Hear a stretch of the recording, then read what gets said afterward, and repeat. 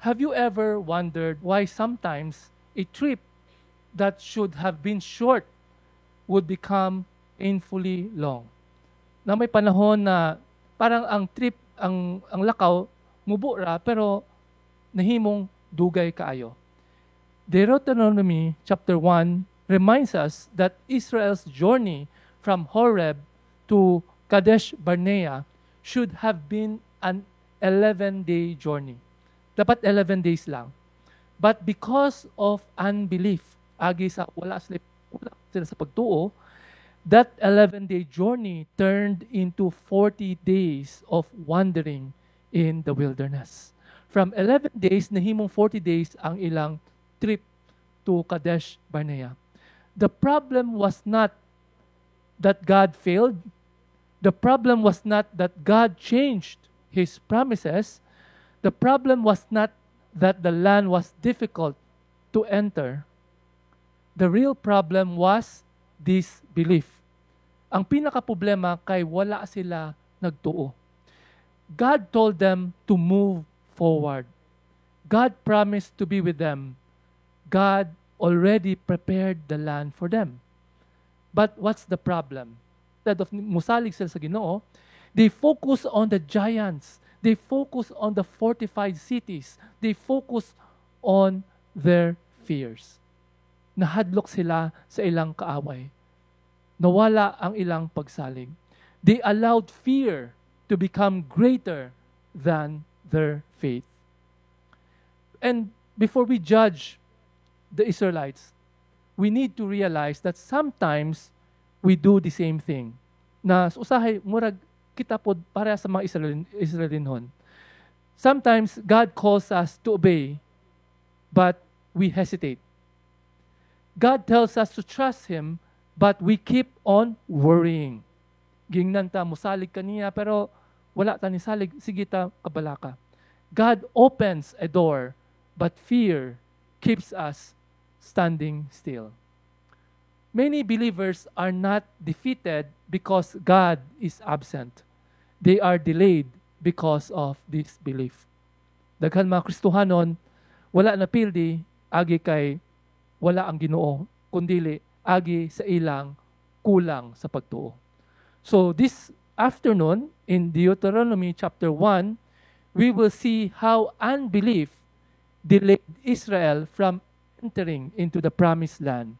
And we will learn why faith must move forward in obedience. So can we all please stand? Let's pray. Mag-ampo ta. Aman sa langit, salamat sa karong hapon, Lord. We invite you in this place, Lord. Help us to learn from the experience of the Israelites. We will know how we should go with our life, O God. Lord, teach us to have a childlike faith, Lord. A faith that could move mountains, Lord.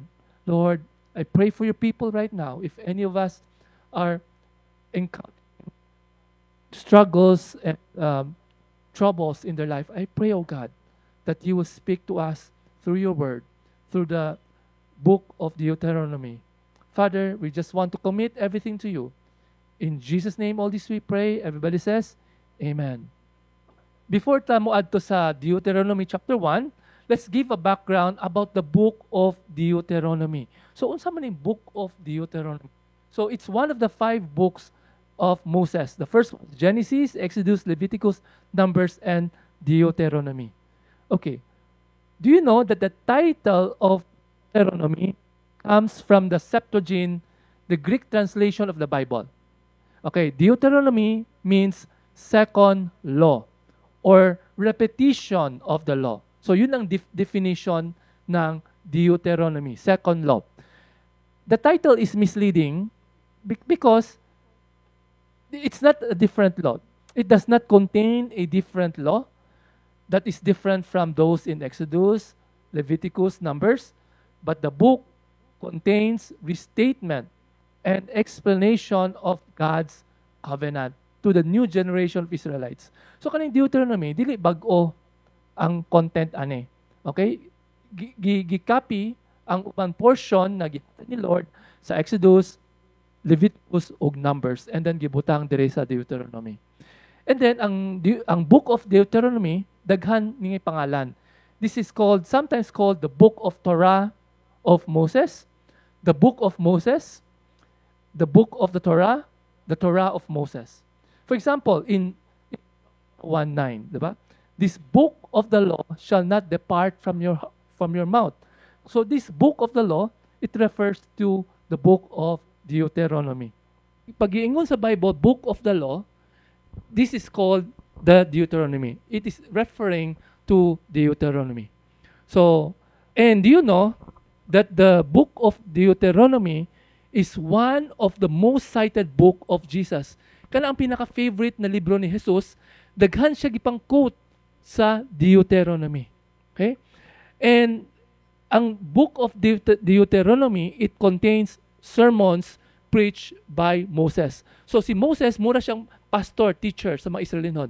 Kaning libro, puro ni siya mga sermon niya. Kaning mga sermon niya, gihatag niya, hapit na siya mamatay.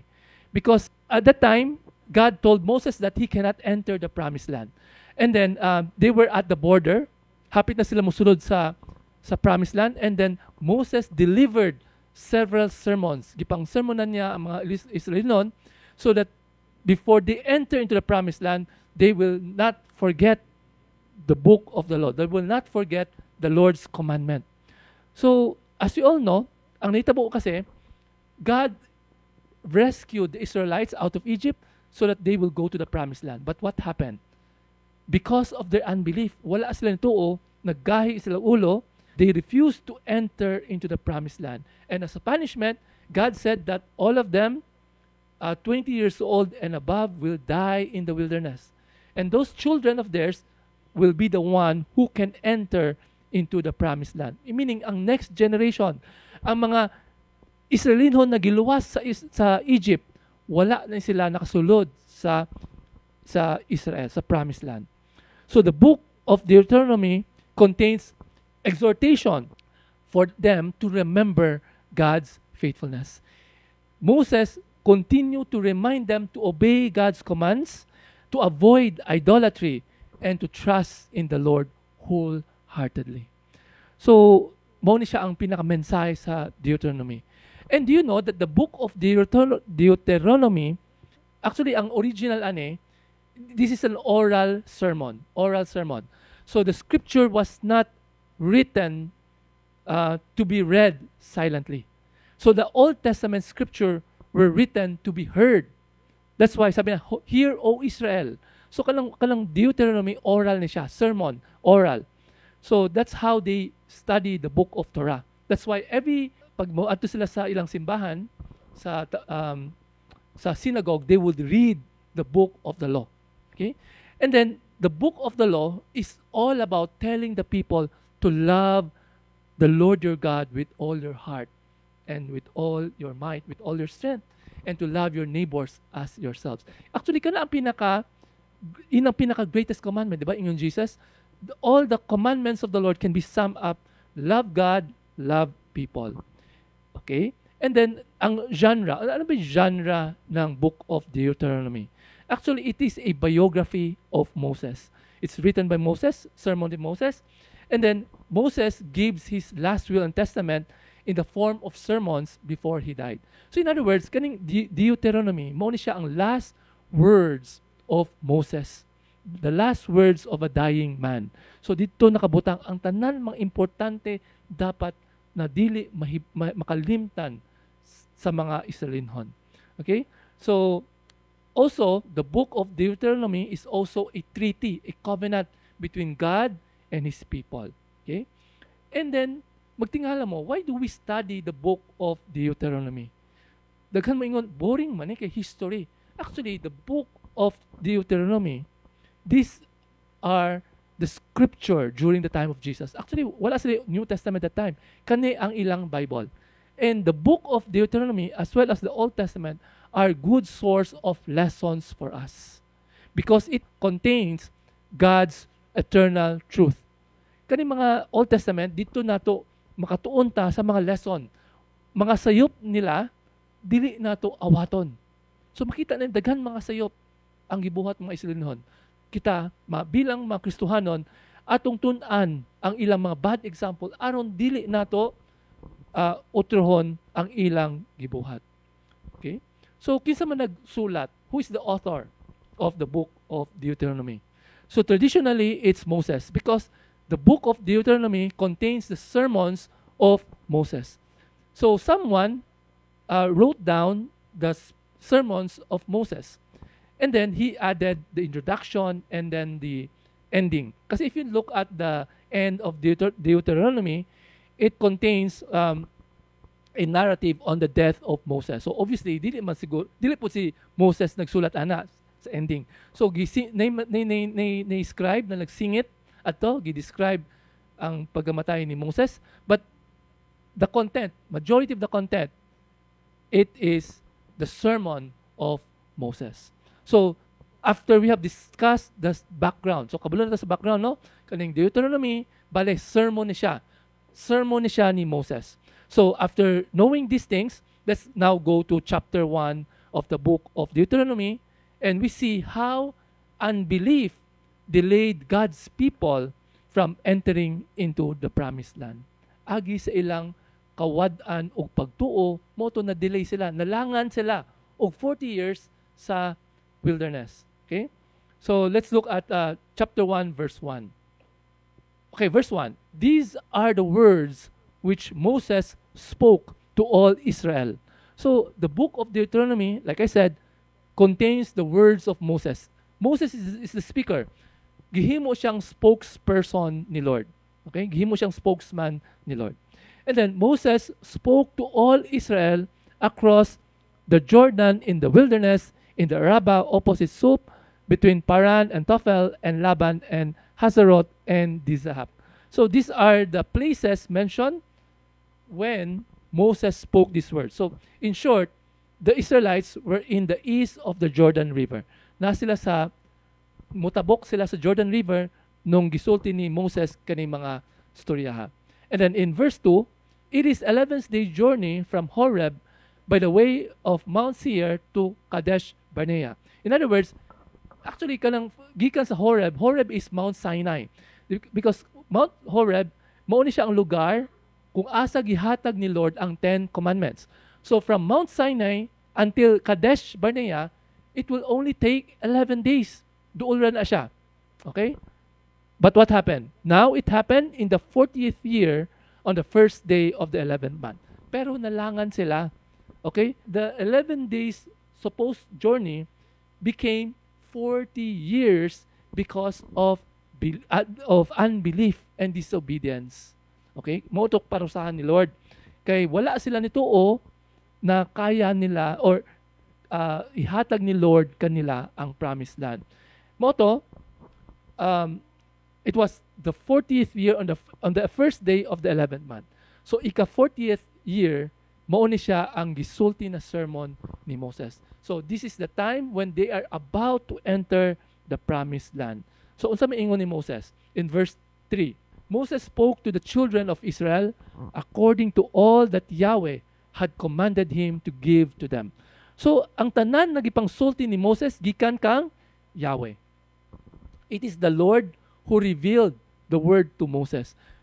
Question, ngano dili man si Lord na mismo makipagstorya sa mga tao? Because if you remember, when God gave the 10 commandments, di ba, nagstorya si Lord, nangurog ang mga tao. And ang mga na tao, ayaw na. Pwede ba ikaw na lang, Moses?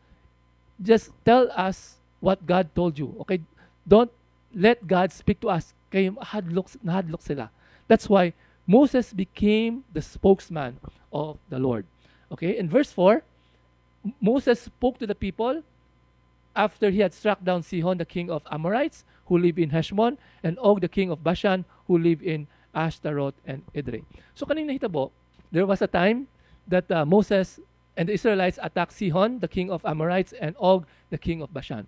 Okay? So, paghuman ani, that's the time that Moses delivered this sermon. Okay. Verse 5. Across the Jordan in the land of Moab, Moses undertook to expound this law, saying, okay. So, si Moses undertook to expound this law. Gisugdan ni Moses ang pagpasabot niini nga mga balaod. So in other words, the book of Deuteronomy contains exposition or explanation of Moses about the law of God. Diba? Gihatag ang balaod sa Exodus, Leviticus. Pag-abot sa Deuteronomy, gi-explain maayo ni Moses sa mga Israelinhon ang pagsabot, unsa ang pagsabot ani. So we can see that verses 1 to 5 of Deuteronomy contains the preamble. So kinsa man ang audience ani? Ang mga Israelinhon, ang mga descendants ng Israel, the new generation. Okay? And then after this one, from chapter 1 verse 6 to chapter 4 to 40, we find Moses' first sermon. Ang pinaka-first sermon niya, bahin unsa ang sermon niya. It is a sermon about remembering the grace of the Lord by recollecting the past historical events. So from chapter 1 verse 6 taman chapter 4, puro ni siya history sa nahitabo. Okay? Moses told them about the grace of the Lord. So the question is, why do we have to study history? Ngano kailangan pa man tun-an nato ang nahitabo sa una? According to the philosopher George Santayana, those who cannot remember the past are condemned to repeat it. So in other words, we have to learn the mistakes of our forefathers so that we will not repeat the same mistake. Kana ang purpose ng history. Tun-an nato ang mga sayop nila aron kita dili nato awaton. So mo to kailangan studyhon nato unsay nahitabo nila. Okay? And in the same way, as Christians, kinahanglan makahibalota sa history. Makahibalota sa history ng Old Testament, New Testament, aron kita makabalota unsa pagkinabuhi isip Kristohanon. Aron dili nato maulit ang mga sayop nila. So knowing the past would avoid future mistakes and sins. So from this, we can learn the first lesson. Ano yung first lesson na matunan nato? We have to learn from past mistakes to avoid repeating them. So kinahanglan mag-cut-on ta sa mga naaging mga sayop aron dili nato mausab. Okay? Dapat importante po nato na atong hinumduman, unsay mga kasayupan nato, atong mga kapakyasan. Aron dili nato na siya mausob. That's why it's very important that after siguro natin na nabuhat, atong i-reflect unsa dapat angay na buhaton next time, Next time we try better, We do better, so we should not deny or forget the past. Okay? And especially atong tun-an pod ang mga example sa mga uban Kristohanon. Ang mga sayop nila dili nato awaton. Okay? So very important. So this afternoon, we will focus on Moses' recollection on the Exodus generation. Ito yung mga generation na ni gawas sa Egypt, Gawas sa Egypt. Okay, let's go to verse 6. Yahweh, our God, spoke to us at Horeb, saying, "You have stayed long enough at this mountain." O say pasabot ng Horeb. Horeb is Mount Sinai. Okay, niingon si Lord, okay, dugay na kayo mo dire sa Mount Sinai, so it's about time that you leave this mountain. Okay? And then sabi sa verse 7, "Turn and set out and go to the hill country of the Amorites and to all their neighbors in the Arabah, in the hill country and in the Sephalah, and in the Negev and by the seacoast, the land of the Canaanites and the Lebanon, and as far as the great river, the river of Euphrates." So sa verse 7, nakabutang diha ang boundary ng promised land. Okay? And then if you look at the boundary, okay? So makita nato ang kaning boundary. If you look at Genesis 15:18, nakabutang diha ang boundary ng promised land is from the river of Egypt as far as the great river, the river Euphrates. Okay? So nakoy mapa dire. Okay, I'm showing to you a map, Yung makita nimo kung dako kayo, this is the promised land. Okay? Pero in Joshua 13:19, the Israelites only occupied a portion. Yung mga dark green, that's the land that they occupied. But the promised land is that big. Okay? And God fulfilled that promise during the time of David and King Solomon. Pag-abot sa panahon ni King David, the land that it was occupied by Israel extended up to that area, that big area. So in other words, it was the time of David, King David and Solomon, that they were able to occupy most of the promised land. Okay? And then, sa verse 8, see, I have given over the land before you. Go in and possess the land which Yahweh swore to give to your fathers, to Abraham, to Isaac, to Jacob, to them, and to their seed after them.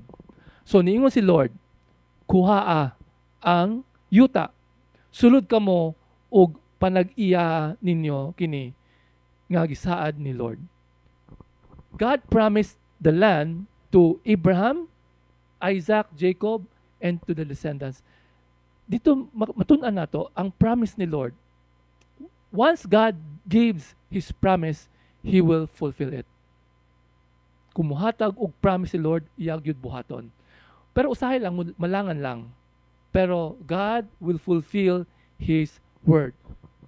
Just as He fulfilled His promises to Abraham. And then in verse 9, and I spoke to you, sabi ni Moses, I spoke to you at that time saying, I'm not able to bear the burden of you alone. So nagreklamo si Moses, ingon siya, dili ko kaya nga ako ra magdala kaninyong tanan. Kay at that time, Israel is around, some say 2 million. Ina nakadaghan ng Israelites. They left Egypt, very few, and then pagadugayan, daghan na gid sila, nidaghan sila. The verse 10, Yahweh, your God, has multiplied you, and behold, you are this day like the stars of heaven in number. So in other words, daghan na mo kayo. So maglisod na ko nga magbantay ninyo. And verse 11, may Yahweh, the God of your fathers, increase you 1,000-fold more than you are, and bless you just as He has promised you. So gipanalanginan ni Moses na kamo mudaghan mo sama sa 100-fold. Panalangin na mo na sa Lord, na mudaghan mo as promised. And then, in verse 12, nag-complain si Moses. Sabi na, how can I alone bear the load and burden of you and your strife? So, Bisaya, apan unsaon ko pagdala nga ako ra sa inyong mga kabugat, nga mga problema, o mga panaglalis. Why? Kani mga Israelinon, mga gahig ulo. They will grumble, they will gripe, they will complain. Now, if you look at the Old Testament, daghan sila reklamo. Reklamo, walay makaon, walay mainom, walay pagkaon. All of this, no? And then, that is it is a heavy burden on the part of Moses. Namoto na bugatan kay siya. And then, unsay solution? Makita nato sa verse 13, sabi niya, choose wise and understanding and experienced men from your tribes, and I will appoint them as heads. So since dili kaya ni Moses, since Moses find it difficult that he will handle all of these people, so he told the people to choose. Pagpili ka mo nga mga leaders ninyo. Okay? Leaders, heads. Himuna ko mga leaders ninyo. So, since dako ang trabaho, Moses resorted to divide and conquer. So he divide his work so that his burden will be lessened. So interestingly, if you look at Exodus, the one who suggested this was Jethro, the father-in-law of Moses. Pero Moses did not mention here in his sermon. Okay, so what lesson can we learn? The second lesson that we can learn is that we have to choose leaders of character. We have to choose wisely. So, ingon ni Moses, di ba? Choose wise, understanding, and experienced leader. So, moto, kita po as Christians, dapat kita, ang piliun nato, ang atong botaran na mga leaders, dapat katong mga maalamon, wise, masinabtanon, o na-experience. That's why ang problema sa atong nasod karon na our countries, if you look at the leaders, kaya ang problema ang mga tao sayop ang gipang botar, no? Mga agis sa popularity. Sometimes people vote because of money, and that's wrong because biblically we have to choose our leaders wisely. Okay, choose leaders wisely. Dili lang sa mga gobyerno, pati sa simbahan, pati sa kwan, no? We should choose based on experience, okay? And not connections.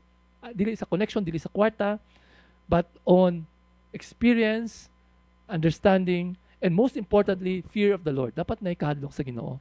Okay? Okay, let's go. Verse 14. Then, what was the response of the people? Si tubag ng mga tao? The thing which you have said to do is good. So, ni okay ang mga tao. Okay me. So, I took the heads of your tribes, wise and experienced men, and gave them as heads over you, leaders of thousands and of hundreds of fifties and tens, and officers for your tribes. So, mao to, nagkuha og mga leaders si Moses, and mao to sa gi-appoint niya sa mga tao. Okay? So, usa atong matun-an. Again, the third lesson that we can learn from here is that we have to delegate responsibilities wisely. Ang usa ka effective leader, an effective leader recognized that when they are overburdened. Ang usa ka maayong leader, nakahibalo sila kanusa ang sobra na. Because a leader is not supposed to do everything. Okay? We have to delegate, distribute the work. So, pwede siya mag-apply sa simbahan, no? Isip pastor, so na ako'y associate pastor, na ako'y mga Bible study leaders, akong i-delegate ang mga trabaho, no? Na dili pwedeng akuon sa usa ka tawo tanan trabaho sa simbahan kay dili gyud kaya, no? Even in the churches, no? Even in the Bible, no? That's why we have leaders in the church.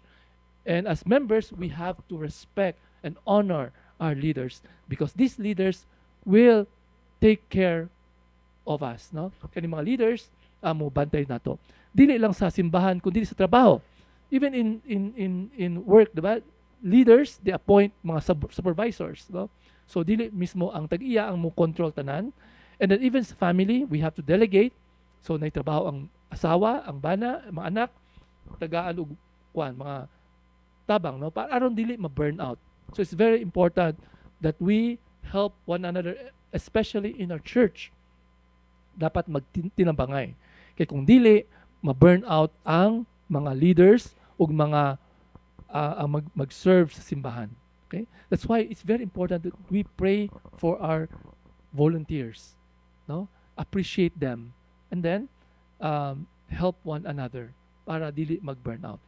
Okay, so let's continue. In verse 16, then I commanded your judges at the time, saying, hear the cases between your brothers and judge righteously between a man and his brother or the sojourner who is with him. You shall not show partiality in judgment. You shall hear the small and great alike. Kasi nung araw, nagbutang og mga hukom, mga judge, si Moses. Ang trabaho nila is maminaw sila sa mga kaso sa mga tao and then giingnan ni Moses na kamo, you should show impartiality. Okay? Dapat pamatia sila pare-pareho. Gagmay, dako, kwartahan, ug dili. Okay? And then, ingon po siya, you shall not fear man, for the judgment is God's. So, ayaw paghadlok sa tao. Instead, dapat atong kahadlokan ang Ginoo. The case that is too hard for you, you shall bring to me, sabi ni Moses, and I will hear it. And I commanded you at that time all the things that you should do. Okay. So, kani, o sa atong matun-an, ang fourth lesson, dapat we have to judge impartially. So magtingala mo, dili man ko judge. So applicable ba ni nako? Actually, dili lang ni para sa mga judges. Whatever your position, if the Lord puts you in a position of authority, like as parent, ginikanan, dapat wala tay mga favoritism sa mga anak nato. Dapat fair ta, okay? Dili discriminatory, okay? So as parent, usahay manager. Pag manager ka or mga trabahante, dapat fair ta sa atong mga sakop, no? We should not show favoritism. Okay, we have to base on facts and fairness. So kaning judge impartially para gyud sa tanan, no? Dili lang para ni sa mga judge gyud. We have to avoid favoritism. Okay, magpadayon ta. Verse 19. Then we set out from Horeb, meaning Mount Sinai, and went through all the great and fearsome wilderness which you saw on the way to the hill country of the Amorites. Okay, sabi na, from Mount Sinai, niadto ko na sila sa wilderness. Ano may wilderness? Ang wilderness, it is a place of no vegetation. Ang wilderness, wala na siya yung mga tanom, desierto, okay? Puro bato, walay protection, init, no? Init, walay pagkaon. So wilderness is a terrifying place. Okay? Terrifying place. They have to go to the wilderness. And then, just as Yahweh our God had commanded us, and we came to Kadesh Barnea. Okay. From Mount Sinai, niadto sila sa Kadesh Barnea. Okay. Kaning Kadesh Barnea is a very important place. Okay. Why? We will learn later on. So what happened in Kadesh Barnea? And I said, sabi ni Moses, I said to you, you have come to the hill country of the Amorites, which Yahweh our God is about to give us. See, Yahweh your God has given over the land before you go. Go up, take possession, as Yahweh, the Lord, the God of your fathers, has spoken to you. Do not fear or be dismayed. So, nung niabot sila sa Kadesh Barnea, ang Kadesh Barnea, this is the southern portion of the Promised Land. Sa ubos, sa Promised Land. Pag abot nila dito, ingon ni Moses, okay, sulod mo, ayaw mo kahadlok. Kay gihatag na ni Lord ang yuta para kaninyo. God is telling them, okay, take and possess the land. Okay? Take and possess the land. So, unsa yung reaction ng mga tao? Nipatuo ba sila? Nisulod ba sila sa promised land dayon? Okay, bakita nato sa verse 22. Then all of you came near to me, niari mo na ako, and said, let us send men before us, that they may search out the land for us, and bring back to us word of the way by which we should go up, and the cities which we shall enter. Kasi pasabot na, niduol ang mga tao, di ba, giingnan ni Moses, tara, ato na ta, lusob, kapatid, ingon ni Moses. Ingon mga tao, kajut lang. Ingon sila, magpadala sa tatawo,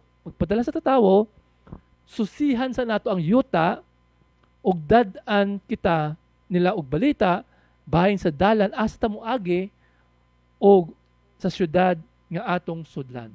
Okay. Okay, what's the problem? Giingnan ni Lord na adto dito, kuha ang yuta, pero ingon nila, kajut lang. Magpadala sa tatawo, lantaw sa nato kung kaya ba nato. Ang problema, wala sila'y pagsalig. Nakita, wala sila'y pagsalig. Because the Lord is the commander-in-chief. Imagine, ang sundalo, mag-ingon ang general, adto dito lusob. Ingon ng mga sundalo, pwede kajut lang, check sa nato kung kaya ba nato, kay kung dili kaya, lisod kayo. Diba? So, ang mga tao, kulang ang pagtuo. Sigurista, in other words, sigurista. Tika na, check sa nato kung kaya ba nato. Let's check people and see where we should go, how we should occupy the land. And then ingon ni Moses, and the thing was good in my sight, and I took 12 of your men. Actually, kini siya, may kulang. Kasi if you look at Numbers 12 and 13, Moses took the thing to the Lord. Okay, when the people asked Moses to send people there, Moses consulted with God. In fairness, nagkonsulta po daan si Moses. And then the Lord tells them, gi-approve ni Lord, okay, padala mo 12 spies. Pero, despite that, we can see that the people were afraid. Hadlok sila. Si Lord, ni okay na rin. Okay, sige, para mawala inyong kahadlok, nagpadala og 12 spies. Okay, 12 spies. Okay, so verse 25, then they took some of the fruit of the land. So, nikuha sila mga prutas dito sa yuta, and they brought it down to us. Actually, if you remember, ang mga prutas dito, dagko kayo. Okay, dagko kayo is a land flowing with milk and honey. It requires 2 persons. 2 ka tao, nagdala og one. Mga grapes yata yun eh. So, 2 persons. So, they took the fruit of the land and brought it to us. And they brought word back to us and said, it is good land. It is a good land which Yahweh our God is about to give us. Nindot ang yuta. Nindot. Okay? Pingon sila, nindot. And then, But ang problem is, ano problema? Verse 26, yet you were not willing to go up, but rebelled against the command of Yahweh your God. Kabalo sila nindot ang yuta, pero dili sila ganahan mo sulod dito. Nga naman, kay nakakita sila ng mga giants, higante, mga dagkong tao, ang mga syudad, fortified, ang cities, dagko kay mga walls, no? They were afraid. They were afraid, no? And you grumbled in your tents. Nagbagulbol sila. They grumbled in your tents and said, because Yahweh hates us, He has brought us out of the land of Egypt to give us into the hands of the Amorites to destroy us. Sa Bisaya, tungod kay gidumtan kita ni Yahweh, gipagawas niya kita gikan sa Ehipto aron itugyan kita sa mga kamot sa mga Amorihanon aron laglagong kita. Tinod ba na? Is it true? You can see the distorted thinking of these people. No, grabe, sayop ang ilang paghuna-huna. Imagine, God saved them, rescued them from slavery in Egypt, and now they are treating God's plan as an evil scheme. Giluwas sila, tas karon gibalin nila na gipahamak sila ni Lord. They began to believe that God brought them out of Egypt to destroy them. Obviously, it's not true. It's not true. I think a lot of Christians are also like that, no? Remember, before we met Christ, we were under slavery, bondage of sin, kasalanan. And when the Lord saved us, giluwas ta, ang gusto ni Lord na siya ang mahimo natong master, our Lord. So instead of kita mahimo mga slave sa kasalanan, mahimo ta slave to God. And ang mga Kristohano magbugol-bol. Higpit man kayo ang Ginoo, daghan mang bawal. Mas lami pa tong sauna kay daghan pwede. Karon na Kristohanon nako, bawal na. So that is the kind of twisted thinking that Christians have. Sayop na siya. Okay, because all of these commands of the Lord is for our own good. Para sa atong kaayuhan. Pero atong gilahi ang gitwist na atong concept ba. Instead of magpasalamat ta, giluwas ta kasalanan sa kangit-ngitan, karon nagbagulbol ta, nagreklamo.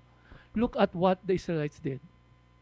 So unsa atong leksyon na matun-an ani? Okay, the fifth lesson that we can learn is that we should not let discouragement lead to unbelief. Actually, the Israelites were discouraged.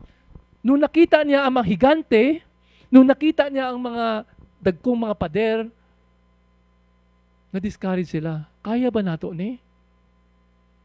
Unsa yung problema? Nilantaw sila sa ilang kakayahan. They looked at their own strength instead of looking at how great their God is. And that's the problem. Don't let discouragement lead to unbelief. So na-discourage sila, kaya ba nato ni? Dako man ang kalaban, dako man problema. Murag di na ako masulban, di na ako kaya. And after na, because of that, it leads to unbelief. Wala na sila nituo. Wala sila nituo sa power ni Lord. And you know, a lot of Christians are like that, no? Sometimes when we were afraid, nabot ang problema. Dako man ang problema. Asa na kumukuha og kwarta na panggasto na ako pag ugma. Dili naman ko love ni Lord. Gipabayan naman ko. You know, careful kapatid, no? Don't look at our problems. Don't look at them. And sometimes when we are stressed, we are fearful, we should be careful not to interpret them as signs of God's rejection to us. No. God will never leave us nor forsake us. Klaro ang nakabutang sa Bible. So ayaw paghuna-huna, kapatid, na kung dako ang atong problema, dapat dili ta magpa-discourage. Instead, dapat mas mudako ang atong pagtuo. Oh? So that's why, brothers and sisters, careful. No? These bad examples of the Israelites serve as a warning to us. Okay? Warning to us. So, wala ko kabalaon sa problema ninyo. I do not know what you are facing right now. I do not know what are the giants in your life. It could be work. You do not know what you have. Maybe you lost your work. Don't know what to do anymore. What is your future? Wala ka kabalo question mark. Daghang kay mga question mark sa imong kinabuhi. But the Lord said, go. Go. Take possess the promised land. Okay? Go.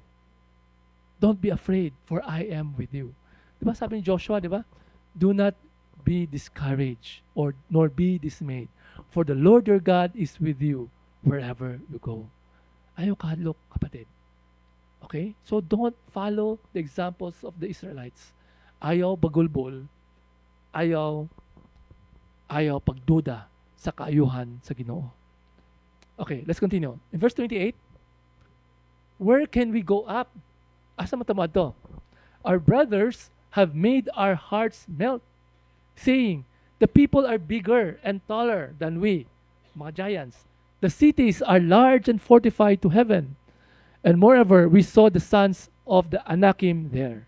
Kisa man si Anakim, mga giants na siya, mga warriors. Imagine, mga dagkong tao, mga malalakas. But we should not look at them. Okay? We should not look at how big our problems are. Instead, we have to focus on how big our God is. Okay, and verse 29, then I said to you, sabi ni Moses kanila, do not be in dread nor fear them. Ayaw mo kahadlok nila. Yahweh your God, who goes before you, will himself fight on your behalf, just as he did for you in Egypt before your eyes. Ayaw mo kahadlok. Why?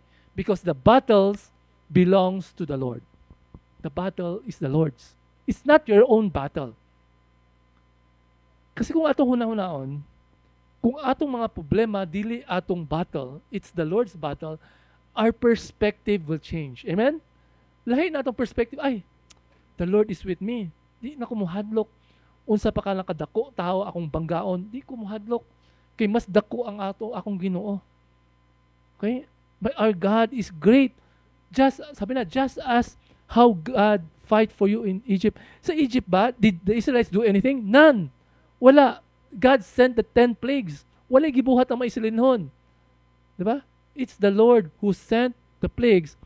It's the Lord who tried to convince Pharaoh. In the same way, God is the one fighting your battles.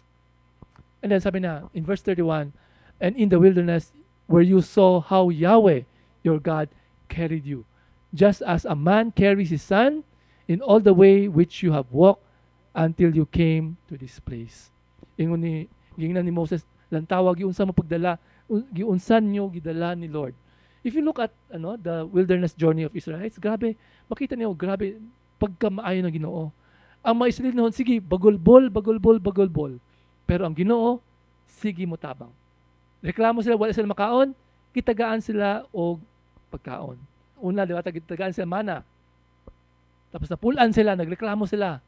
Kitagaan sila og kalapate. Mga langgam. Kitagaan sila langgam. Okay? Tapos ningon sila, uhaw me, kitagaan sa tubig. Di ba? Tanan, gihatag ni Lord kanila. Okay? So, God carried them. Oh, that's why if you look at the Old Testament, grabe si Lord, no? Grabe kay si Lord. That's why, brothers and sisters, we should never doubt the goodness of God. Don't doubt the goodness of God. And then, in verse 32, but for all this, you did not believe Yahweh your God, who goes before you on your way to spy out a place for you to camp, in fire by night and cloud by day, to show you the way in which you should go. Pero despite the goodness of God, despite na gitabangan mo sa Egypt, sa wilderness, wala nito ang mga Israelinhon, gahig ulo. Despite the fact that God was with them fire by night o cloud by day. So sa buntag na cloud na parang navigator nila, paggabi na fire. Pero despite that, despite the presence of God with them, they did not trust God completely. So sad. And I think this should also be a lesson for each and every one of us. Yun ang pagkamaayon ni Lord. Whenever you are encountering struggles and problems, all you have to do is to look back. Lanta mo, how God sustained you until today. Kitabangan ka ba ni Lord sa una? Yes. Gipabayaan ka ba ni Lord sa una? Wala. That's why ayaw kadlok. Because the Lord will be with you all the way. Okay? Don't follow the bad examples of the Israelites wherein they doubted the Lord. So, what's the sixth lesson that we can learn? Choose to trust God over giving in to fear. Choose to trust. Okay? Dalawa yan eh. If you fear, if you're afraid, it means you do not trust God. If you trust God, then you would not fear. Okay? Pilia nga mutuo sa Ginoo. Ayaw kahadlok, kapatid. When facing a challenge, whatever challenge it is, maybe you have a difficult project, you have a problem, you have financial difficulties. Okay? Don't fear. Don't fear the giants in the land. Don't fear the giants. Ayaw kahadlok. Ayaw paglantaw nila. Lantawa si Lord. Look back. The faithfulness of God. Okay? Pila edad ni mo karon? Okay? How did God sustain you all through the years? Diba? Pagkamaay ni Lord. So kung wala kang gipabayaan sa una, dili ka pabayaan sa sunod. Diba? So review past faithfulness and act on what you know is right. Trust in the Lord with all your heart. No? Don't give in to fear. Okay, so magpatayin ta. Verse 34, Then Yahweh heard the sound of your words, kasi nagbagulbol na sila, and He was angry. Nasuko ang Ginoo. Yahweh swore an oath. Okay, sabi ni Lord, I promise, not one of these men, this evil generation, shall see the good land which I swore to give your fathers, except Caleb, the son of Jephunneh. He shall see it, and to him and his sons I will give the land on which he has set foot, because he has followed Yahweh fully. So, ningo si Lord, nasuko si Lord because of the disbelief of his people. God said that all of you will not enter to the promised land. Actually, those who are 20 years old and older were not permitted to enter into the promised land. Only two, si Caleb and Joshua. Even Moses was not able to enter into the promised land. And who is this Caleb? Caleb is the son of Jephunneh. And he is identified as the Kenizzite. Actually, there's some scholars who are saying that this Caleb is not probably a native Israelite. He's probably a foreigner. Okay? And I think this is remarkable kasi kaning foreigner, a Gentile, believe by faith. Ituo. So, salvation is not based on a race, but based on faith. Okay? Moto si Caleb and Joshua, nituo sila sa promise. And then verse 37, Yahweh was angry with me, Moses. Sabi niya, nasuko ang Ginoo nako. Also on your account, saying, not even you shall enter there. Joshua, the son of Nun, who stands before you, he shall enter there. Strengthen him, for he will cause Israel to inherit it. So, giingnan ni Lord, bisan ako, wala gani ko nakasulod sa promised land. Pero giingnan ang akong successor nga ni Joshua, na Joshua shall enter into the promised land. Okay? So, even Moses was bitter. Nasuko siya sa mga tao. Sa man day sala ni Moses, nga nang wala siya nakasulod sa promised land.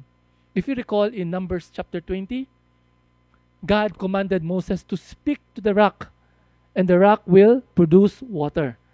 But what did Moses do? He did not speak to the rock, iyang gipalo, no? He struck the rock twice. Moses disobeyed God. Moses was frustrated kasi ang mga tao gahig ulo. Napuno na siya. And he dishonored God. And because of that, he was disqualified. He was not able to enter into the promised land. Pero here, did Moses blame the people? Wala. Ingon ni Moses, Moses took responsibility. Sala man po na ako. Sala niya. No?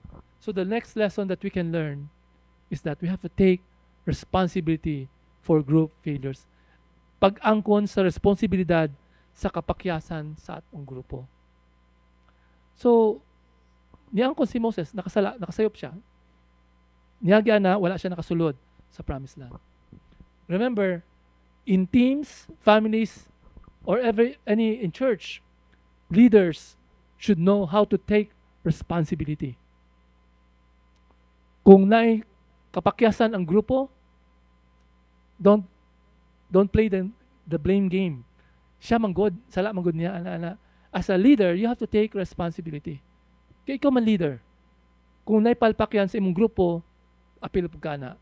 Okay? Take responsibility for action. Don't blame others. Accept shared responsibility and work toward a better future together. Learn from it, no? Learn from it. So, ito yung lesson na matunan nato. Okay, verse 39. Moreover, your little ones, who you said would become plunder, and your sons, who this day have no knowledge of good or evil, shall enter there. And I will give it to them, and they shall possess it. Tapos naingon si Lord, kamo mga wala mo nito, dili mo kasulod sa promised land, pero kato yung mga anak, magagmay, sila mismo ang makasulod sa promised land. Okay? But as for you, turn around and set out for the wilderness by the way to the Red Sea. Kamo, hawa mo. Dito mo sa Kamingawan. After this one, if you notice, if you look back in Numbers 14, Moses interceded on behalf of the people. Nihangyo si Moses na, please Lord, forgive them. Si Moses, nihangyo siya, he tried to change God's mind. But this was not recorded in Deuteronomy. Okay? Kasi remember, ang Deuteronomy, speech na siya ni Moses. Siyempre, wala na lagi, hisgot na siya kasi wala na lagi buhat yung bangko. No? He did not mention it anymore. And in verse 41, then you, meaning the people, said to Moses, we have sinned against Yahweh. We will go up and fight, just as Yahweh our God commanded us. And every man of you girded on his weapons of war and regarded it as easy to go up into the hill country. Remember, di ba ingon ni Lord, ayaw na pag-ato, kay dili mo makasulod. And ingon mo tao, sige mo ato na mi. Mo ato na mi. Okay? Mulaban na mi. Weird, no? Una, gingnan sila sulod mo, ayaw sila. Kinihadlok mi. Tapos ingon si Lord, di na mo pasudlon. Ana sila, sige mo sulod na mi. Ingon sila, ana. At tubag ni Yahweh in verse 42. Yahweh said to me, say to them, do not go up, do not fight, for I am not among you, so that you are not defeated before your enemies. Ayaw pag-ato, kay wala ko muuban ninyo. Mapildigid mo. Ayaw ato. So I spoke to you, but you would not listen. Dili maminaw mga tao. Instead, you rebelled against the command of Yahweh and acted presumptuously and went up into the hill country. Grabe, no? That's why, if the Lord does not bless us, if there's no go signal from the Lord, ayaw na. Kaya dili ta maging successful. So we need God's guidance. If the Lord says no, we should not do it. Okay? Pero sige, buhat nila. Gahig ilang ulo, nilusob sila, sinitabo. So verse 44, and the Amorites who live in that hill country came out to meet you and pursued you as bees do and crush you from Seir to Hormah. Napildi sila tanan. Then you returned and wept for Yahweh na hilak mo. But Yahweh did not listen to your voice nor give ear to you. Ano naman, igahay man yung ulo. So you remain in Kadesh many days, according to the days that you remain there. So, Usa itong matunan, kapatid, don't rebel after missing an opportunity. You know, sometimes, because of our rebelliousness, because of our gahig-ulo, God closes doors. Once it is closed, don't force it open. Ayaw na. Huwag mo na pilitin. Okay? Sometimes God closed doors because of our sinfulness. He closed a door to a job, maybe to a relationship. Wala ka ni sunod, gisarado niya. Even timing ng decision. Then, if that's the case, tanggapin mo na. Accept God's punishment. Don't force your way. Don't force your way. Because it will lead to worse outcomes. Just like what happened to the Israelites. Pinilit nila. So, wala yun. You know, that's why it's very important, brothers and sisters, that we have to seek the Lord. Ask for wisdom. Lord, what is your will? Kung sinabi ni Lord, go!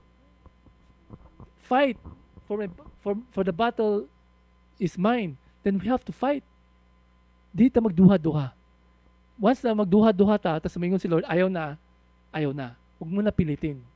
Because it will not result in a good way. So these are the 8 lessons that we can learn from Deuteronomy chapter 1. So we'll just stop until here, and then we'll continue later on next week. So we can see here, the reason why we studied the history of the Israelites is so that we can learn from past mistakes. Matun-an nato ang ilang kapakyasan. Aron dili nato mausab ang ilang gibuhat.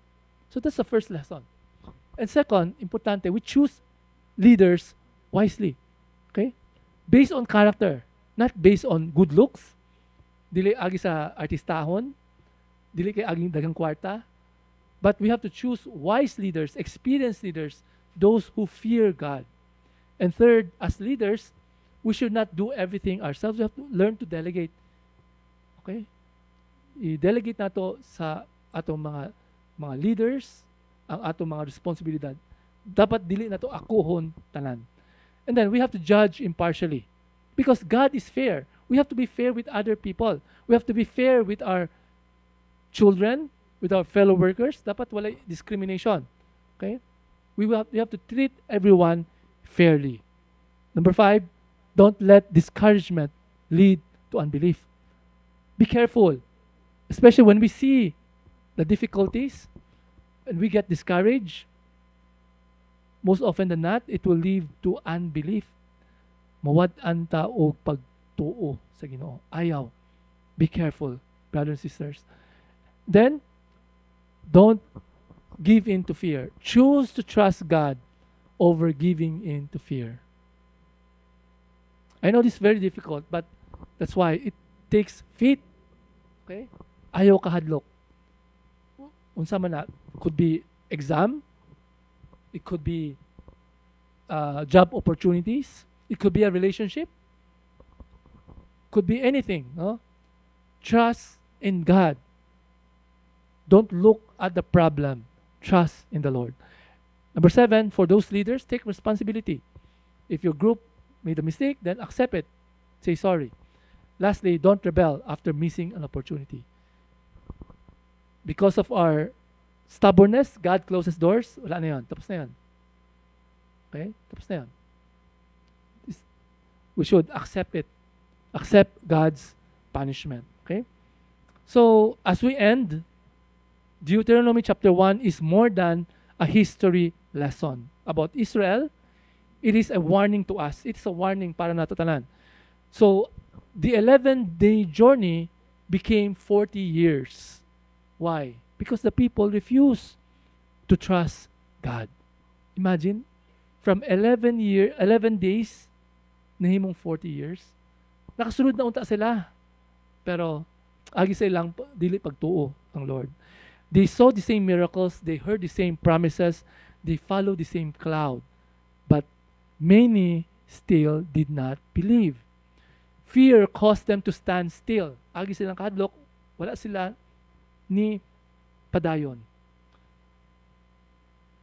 Fear caused them to stand still when God calls them to move forward. And the same danger still exists today. Sometimes we delay what God wants to do in our lives. Maybe God is telling you to do something right now. Do it. Don't focus on the obstacles. Yes, there will be obstacles, but that's how God forces us to trust in Him. You know, life is not easy. Wala man ningon ni Lord na ang Christian life smooth sailing. No. There will be obstacles along the way. But we still move on. Do what God wants to do with our lives. When we say, what if I fail? Sometimes we say, "Oh, what if I fail? What if things get worse? What if I'm not ready?" Don't listen to them. Instead, exercise faith. Faith says, if God is with me, I will obey. If God promised, then I will trust in Him. If God leads me, then I will move forward. I will go. Faith. Choose faith, brothers and sisters. Maybe today, God is calling you to take a step of obedience, to trust Him, to surrender something. I do not know what it is.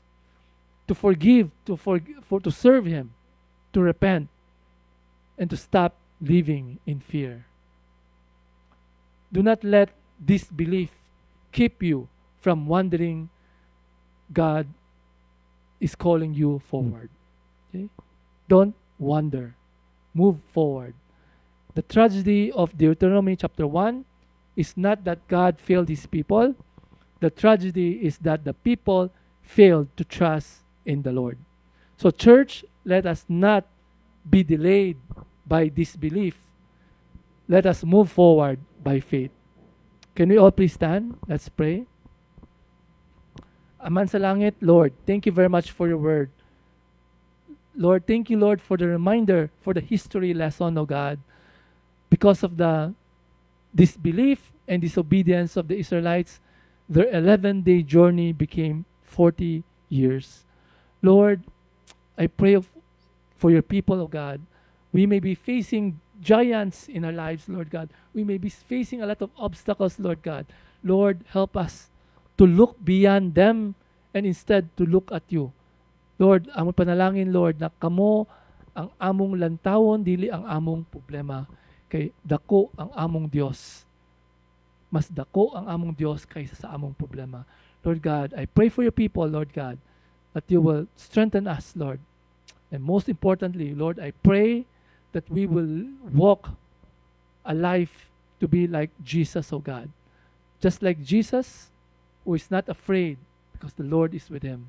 Lord, I pray that you will encourage your people, oh God, that we will move on in obedience, oh God, that we will choose life, to choose the life that you want for us. Thank you, Jesus. We just want to commit everything to your hands. Lord, I pray that from this day forward, oh God, help us to be obedient to you, Lord God, to be obedient to your calling. Salamat, oh Lord. We just want to surrender everything to your hands. In Jesus' name, all this we pray. Everybody says, Amen.